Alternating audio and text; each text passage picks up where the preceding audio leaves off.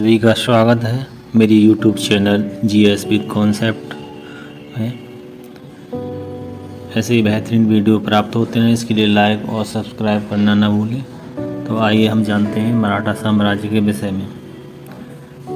उस समय की जो तत्कालिक परिस्थितियाँ थीं, उस समय मुग़ल साम्राज्य 17वीं शताब्दी के पूर्वार्ध में जहाँ मुग़ल साम्राज्य अपने चरमोत्कर्ष पर था, वहीं 17वीं शताब्दी का उत्तरार्ध आते आते मुग़लों ने अपने अधिकांश सैन्य संसाधनों को दक्षिण में आधिपत्य स्थापित करने में खपा दिया, जिससे मुग़ल आर्थिक रूप से कमज़ोर हुए। और जब मुग़ल साम्राज्य कमज़ोर हुआ, वहीं मराठों का उत्थान हुआ। पानीपत के ये प्रति युद्ध तक मराठे अजय बने रहे। मराठों के इतिहास को हम दो चरणों में बांट सकते हैं। 17वीं शताब्दी के उत्तरार्ध से लेकर औरंगजेब की मृत्यु तक, और दूसरा पेशवाओं का काल। तो इस तरह मराठा साम्राज्य को दो भागों में बांटा जा सकता है। यहाँ मुग़ल साम्राज्य का पतन हुआ, वहीं मराठा साम्राज्य का उदय हुआ। तो क्या क्या कारण रहे इनके उत्थान के? मराठा साम्राज्य के उत्थान के लिए जो उत्तरदायी कारक थे, आइए जानते हैं। चूँकि भारतीय इतिहास की एक लोक प्रसिद्ध कहावत है कि अनुपजाऊ और दुर्लभ प्रदेश वीर और लड़ाकू योद्धाओं की जननी है। चूँकि मराठा जिस भौगोलिक क्षेत्र से बिलोंग करते हैं, वहाँ जो पठारी भूभाग है, उबड़ खाबड़ पहाड़ी भौगोलिक जो पृष्ठभूमि है वहाँ की, जिससे वहाँ आबादी भी कम है, कृषि करना वहाँ दुष्कर है, कृषि कार्य जो अपेक्षा कठिन कार्य है, व्यापार भी कम मात्रा में था, लेकिन वहाँ के लोग साहसी और परिश्रमी और आत्मनिर्भर लोग थे। चूँकि किसी नागरिकों में वहाँ की चेतना को विकसित करने के लिए कई परिस्थितियाँ उत्तरदायी होती हैं। उस समय औरंगजेब ने जो हिंदू कट्टर विरोधी जो नीतियाँ अपनाई थीं, वो भी एक कारण था। दूसरा, महाराष्ट्र में भक्ति आंदोलन के प्रचार से मराठों में एकता की भावना का संचार हुआ। कई जैसे समर्थ गुरु रामदास जो हुए थे, उन्होंने मराठों को संगठित करने और महाराष्ट्र धर्म का प्रचार करने के लिए प्रोत्साहित किया। महाराष्ट्र धर्म से उनका अभिप्राय एक ऐसे उदार धर्म से था जो जातिगत भेदभाव से मुक्त था, स्त्रियों की दशा में सुधार किया, कर्मकांड की अपेक्षा भक्ति को प्रधानता दी, भाव देववाद की अत्याचार को निंदित किया। तो उसी समय वहाँ महाराष्ट्र में अंदर मराठा जो क्षेत्र था, वहाँ पर संत ज्ञानेश्वर और नामदेव और तुकाराम बड़े प्रसिद्ध संत हुए, जिन्होंने जन जागरण का कार्य किया। संतों के महान उपदेशों ने मराठों में राष्ट्रीय चेतना की को जागृत और सुदृढ़ करने में महत्वपूर्ण भूमिका निभाई, और तथा उनके राजनीतिक क्रियाकलापों के लिए एक नूतन आध्यात्मिक पृष्ठभूमि प्रदान की। तो इस तरह राष्ट्रीय चेतना का विकास हुआ, और जिससे एक पृष्ठभूमि तैयार हुई, इस पर मराठा साम्राज्य खड़ा हुआ। इस मराठा साम्राज्य के जो संस्थापक या मराठा साम्राज्य को इस खड़ा करने वाले छत्रपति शिवाजी के जीवन के विषय में क्या, कौन, कहाँ से थे, आइए जानते हैं। में शिवनेर के किले में हुआ था। शिवाजी भोंसले वंश के थे। इनके जो बाबा थे वो मालोजी अहमदनगर के निजाम शाही राज्य में एक प्रतिष्ठित पद पर कार्य करते थे। और शिवाजी के पिता था जो मालोजी, इनके ज्येष्ठ पुत्र थे शाहजी। इनका विवाह निजाम शाही सरदार और देवगिरी के यादवों के वंशज लाखूजी जाधव राव की पुत्री जीजाबाई से हुआ था। 1636 ईस्वी में उन्होंने मुगलों के विरुद्ध अपने अंतिम संघर्ष में अहमदनगर की ओर से युद्ध किया, और इसके बाद शाहजी ने बीजापुर में नौकरी कर ली, और फिर उन्हें अपने पुत्र शिवाजी और पत्नी जीजाबाई सहित पूना की अपनी पैतृक जागीर की देखभाल की जिम्मेदारी सौंपी, और साथ ही अपने आदिल शाही राज्य के एक पूर्व अधिकारी और विश्वास पात्र मित्र थे जो शाहजी के, दादाजी कौरदेव उन्हें ये जिम्मेदारी सौंपी। तो जो दादाजी कौरदेव ने 1637 से लेके और मृत्यु पर्यंत यानी 1647 तक वो प्रशासन को, वास्तविक प्रशासन को देखते रहे। इसके उपरांत शिवाजी ने इसका कार्यभार संभाला। चूँकि शिवाजी के पिता साजी भोंसले थे, माता जीजाबाई, रक्षक दादाजी कौरदेव, गुरु रामदास थे। जन्म आपको इसे मैं बता ही चुका हूँ। राज्याभिषेक इनका 1674 में शिवाजी की उपाधि धारण की।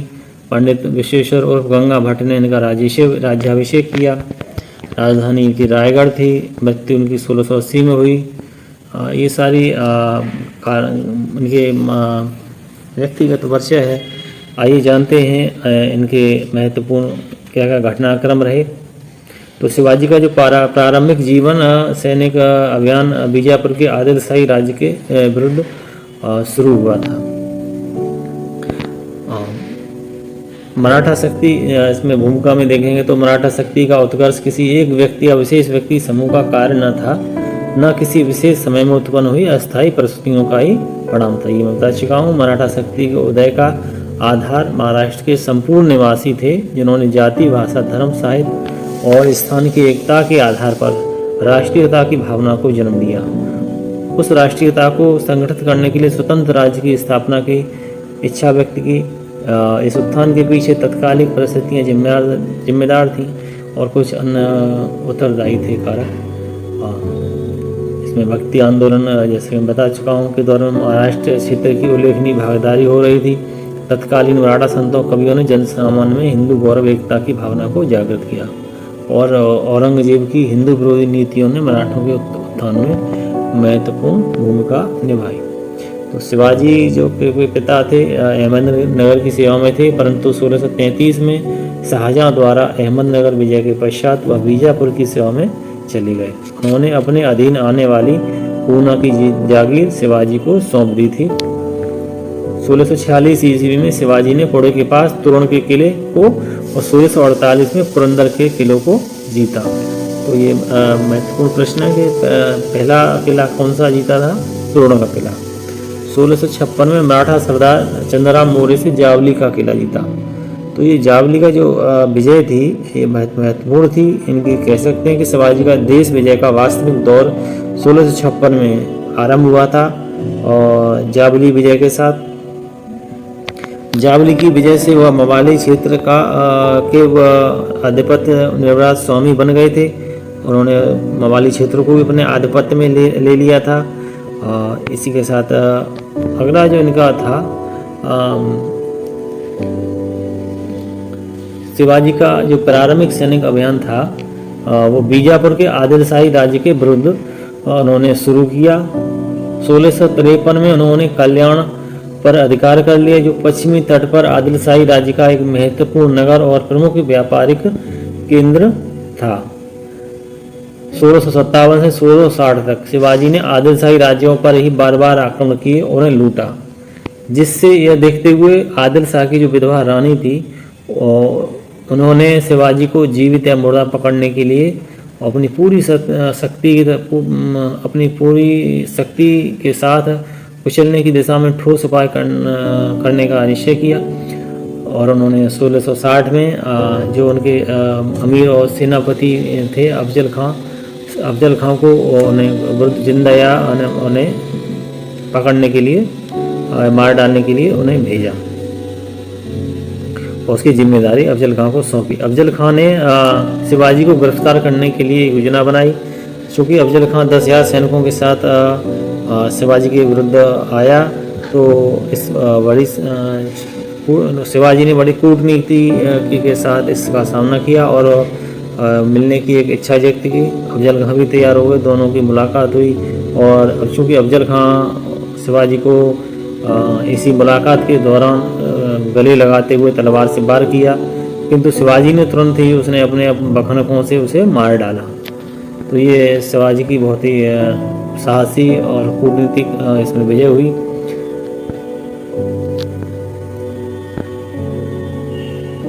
अब इसके बाद आता है इसी दौरान औरंगजेब ने दक्षिण में शिवाजी का दमन करने के लिए, शिवाजी चूँकि एक शक्ति के रूप में उभर रहे थे, औरंगजेब को जब सूचना मिली तो उन्होंने इसको दमन करने के लिए अपने मामा शाइस्ता खां को भेजा। 1660 के आरंभ में शिवाजी के विरुद्ध मुगलों ने उत्तर से और बीजापुरियों ने दक्षिण से संयुक्त आक्रमण किए। 3 वर्षों तक 1660 से 63 तक चारों ओर से शिवाजी पर इतना आक्रमण किए गए कि वे बेघर और घुमक्कड़ बन गए। ऐसे संकट काल में उन्होंने शाइस्ता खां के महल पर कड़े पहरे के बीच रात में आक्रमण कर दिया। इस आकस्मिक हमले में शाइस्ता खां घायल हो गया और जब शाइस्ता खां घायल हो गया और उसका पुत्र मारा गया। और इस घटना से मुगल साम्राज्य की प्रतिष्ठा को बहुत आघात पहुंचा।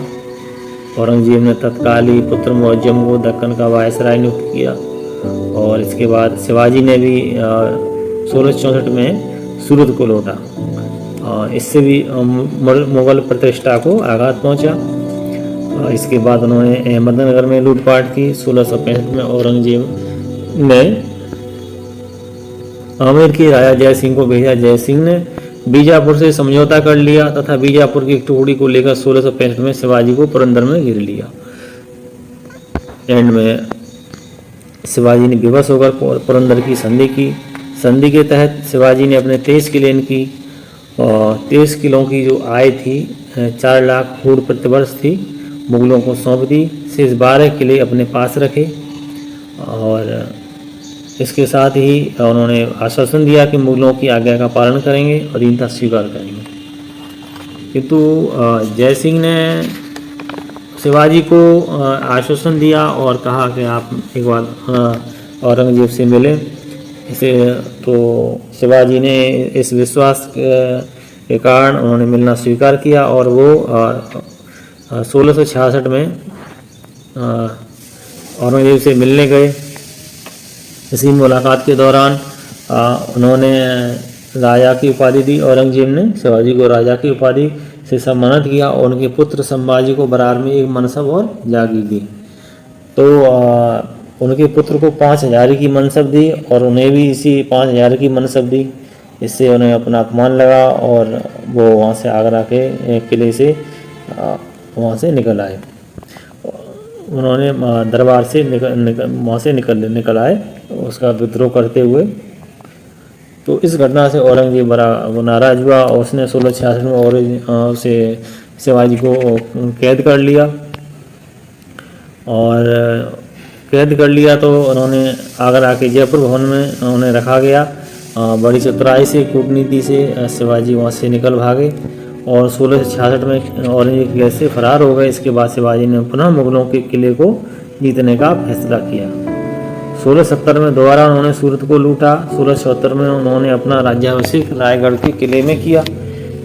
इस अवसर पर शिवाजी ने छत्रपति धर्म उद्धारक व ब्राह्मण प्रतिपालक की उपाधि धारण की। इससे शिवाजी के सामाजिक स्तर में वृद्धि हुई।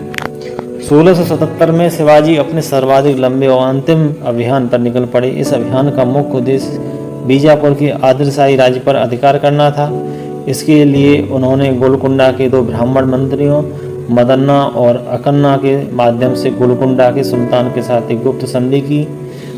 ये संधि यह थी कि दोनों राज्य एक दूसरे की जब भी कोई आक्रमण होगा तो दोनों राज्य संयुक्त रूप से उसका सामना करेंगे और साथ ही एक दूसरे का परस्पर सहयोग करेंगे। इस अभियान में शिवाजी ने जिंजी, मदुरई, वेल्लूर तथा कर्नाटक, तमिलनाडु के लगभग 100 किलों को जीत लिया और अपने भाई जो उनके तंजावुर के शासक था व्यंकोजी से संबंधों में सुधार किया।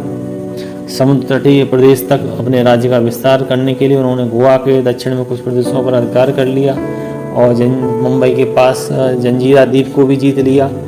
कर्नाटक का अभियान सैनिक अभियान शिवाजी की अंतिम महान उपलब्धि सिद्ध हुई।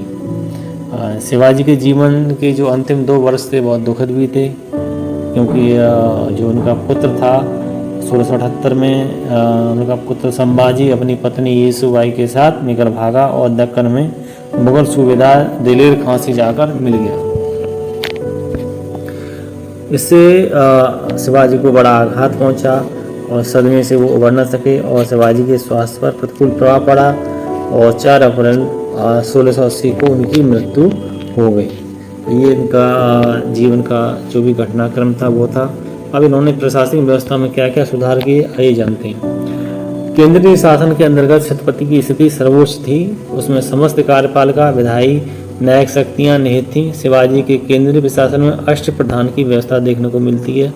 कभी भी एग्जाम में क्वेश्चन पूछ लिया जाता है कि अष्टप्रधान किसके दरबार में कार्य करते थे। तो अष्टप्रधान जो था वो 8 मंत्रियों का समूह था जो शासन से जुड़े अलग अलग कार्यों को देखते थे। उनका क्रम निम्न है। पहले जो 8 जो मंत्री थे ये उनके विषय में जानते हैं। पेशवा ये प्रधानमंत्री थे। इन्होंने सामान्य प्रशासन से संबंधित सभी सैनिक असैनिक कार्य देखते थे। इनकी विशेष भूमिका अर्थव्यवस्था से संबंधित थी। पेशवा के बाद सरे नौबत सैन्य विभाग का प्रमुख था। यह सैनिकों की भर्ती, उन्हें वेतन का बंटवारा, जागीरों का इंतजाम, सैन्य सामग्री की व्यवस्था आदि कार्य देखता था। अमात्य मजूमदार वित्त एवं राजस्व मंत्री यह राज्य की आय व्यय का लेखा जोखा रखता था। सचिव सुरनबीस इसे चिटनीस भी कहा जाता था। यह राज्य के पत्राचार का कार्य देखता था। सुमंत या दबीर विदेश मंत्री विदेश मामलों की देखरेख करता था। वाकिया नवीस यह राजा की दैनिक कार्यों और दरबार की प्रतिदिन की कार्रवाइयों का विवरण रखता था।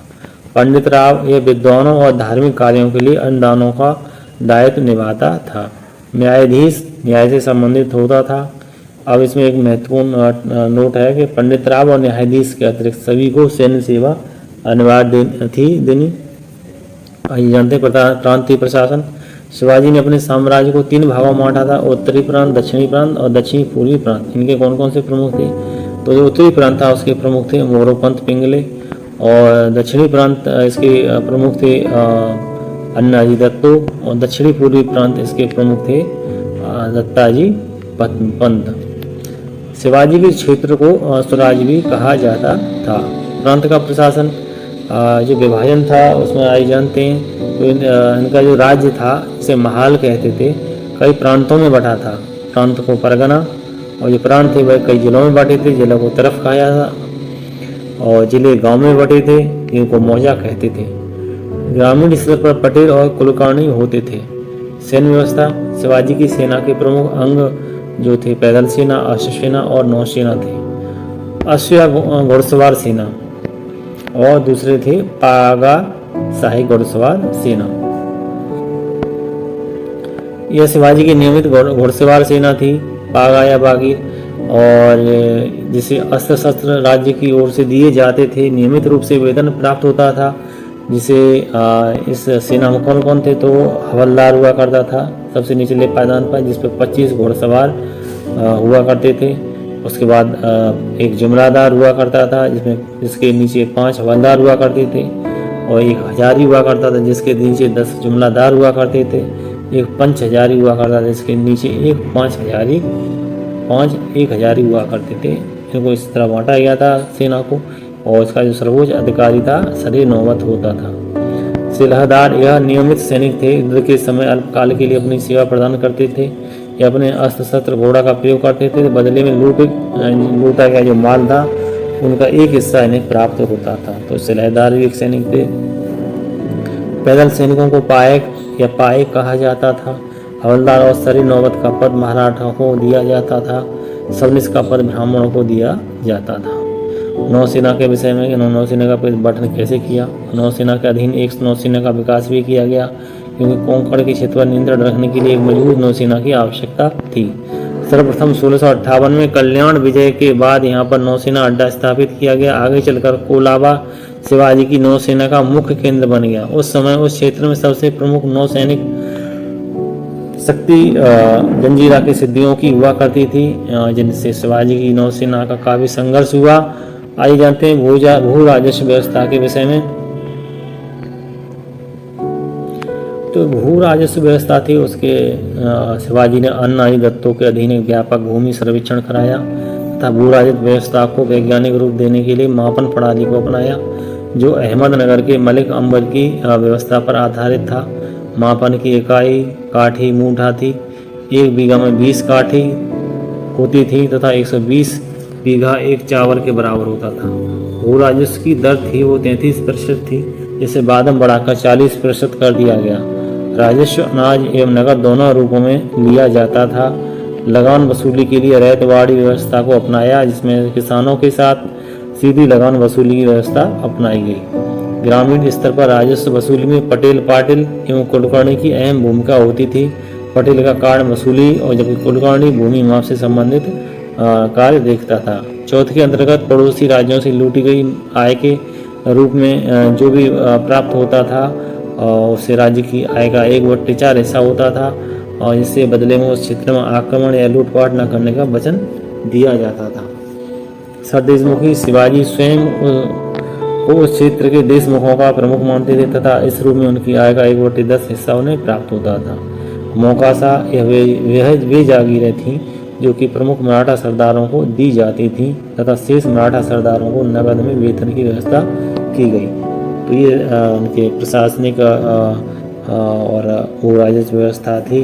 और इसी के साथ आज का ये लेक्चर समाप्त होता है। और इससे संबंधित जो भी आपको रट्टे सेट या और सामग्री चाहिए वो मेरे Telegram group GS with concept पर आप जुड़कर उसे प्राप्त करें। धन्यवाद।